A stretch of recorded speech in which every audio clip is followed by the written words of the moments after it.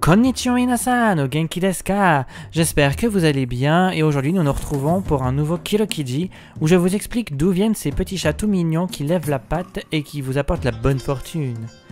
Mais d'abord, intro.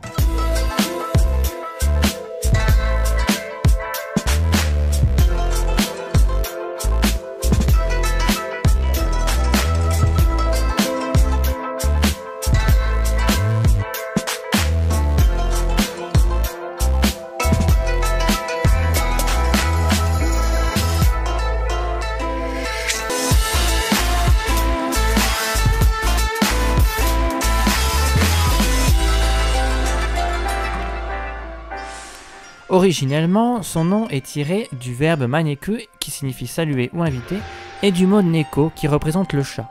Appelé donc le chat saluant ou le chat invitant, il est apparu pour la première fois à la fin de l'ère Edo, 1603-1868.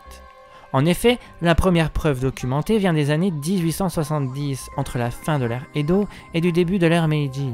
Ces chats y sont mentionnés dans un article de journal daté de 1876 où les articles démontrent que des maneki-neko en kimono étaient distribués dans un temple de Osaka à cette époque. En 1902, sortira une publicité indiquant qu'au XXe siècle, ils étaient très populaires. Au Japon, ils détiennent même leur jour de fête qui se déroule le 29 septembre. Cependant, nombreuses sont les légendes ou histoires décrivant la naissance et l'origine de ces chats porte-bonheur maneki-neko, mais peut-être que la plus populaire serait la légende du sanctuaire Asakusa Jinja Himado. La voici. Une vieille femme vivant à Asakusa Himado aurait été contrainte de vendre son chat à cause de son extrême pauvreté. Aimant son animal et rêvant de lui toutes les nuits, elle décida de l'immortaliser dans de l'argile. Elle créera ainsi la première statuette du maneki-neko en céramique. Toujours pour des raisons économiques, elle vendit cette statuette représentant son chat. De nombreuses personnes vinrent alors la contacter pour acheter d'autres statuettes de petits chats. Aussi, elle décida d'en fabriquer plusieurs exemplaires qu'elle vendit très rapidement, presque aussitôt leur fabrication en fait. Cette statuette du chat porte-bonheur maneki-neko devint si populaire que la vieille femme devint riche et prospère. Ainsi naquit le symbole de bonne fortune et porte-bonheur du célèbre chat maneki-neko. Mais bien sûr, il existe plusieurs légendes sur la naissance des maneki-neko. Je vous propose donc de vous en raconter quelques-unes, enfin une de plus tout du moins, sinon on n'est pas encore arrivé jusqu'à demain. La légende du chat qui sauva le seigneur Naotaka. Au début de l'ère Edo, 1603-1868, Naotakai, le seigneur du district de Hikone, revenait d'une partie de chasse quand il fut surpris par un orage.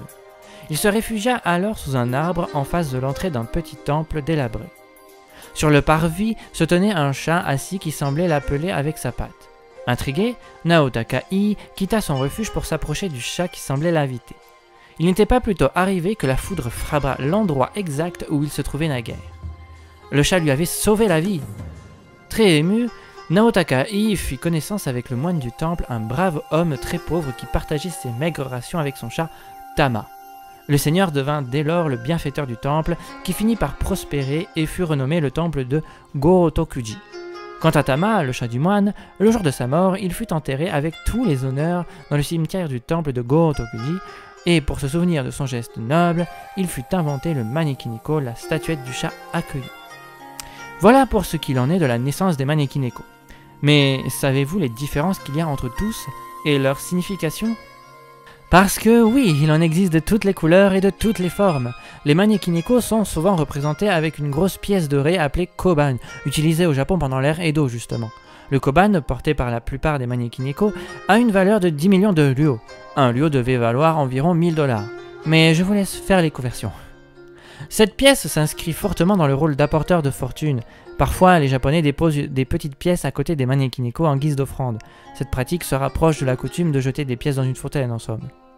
Pour ce qui est des significations physiques du chat porte-bonheur, la patte droite levée est synonyme de fortune, tandis que la patte gauche levée indique une bonne sociabilité. Bien qu'il soit rare d'en trouver, ceux aux deux pattes levées prédisent et protègent les affaires, qu'elles soient familiales ou économiques. Niveau couleur, voici un petit peu ce qu'il en est. Jaune sera signe de fortune, rose d'amour, même si ce n'est pas une couleur traditionnelle, elle devient très populaire aujourd'hui, noir pour la santé, rouge pour la protection, vert pour la réussite scolaire et blanc pour la pureté. Je dirais pour conclure que le plus puissant qui existe est le tricolore. Appelé Mickey Neko, chat à triple fourrure, il est souvent représenté blanc avec des taches noires et rousses, et surtout, étant rare, il est très recherché. Il apporterait l'ensemble de tous les bienfaits de toutes les couleurs dites plus haut réunies. Alors je n'aurai qu'une chose à dire pour ceux qui sont déjà fans et veulent les collectionner. Attrapez-les tous! Voilà, cet épisode est déjà terminé, j'espère qu'il vous aura plu et vous en aura appris plus. N'hésitez pas à venir en commentaire ou sur les réseaux sociaux. Je vous dis à la prochaine et... Matane!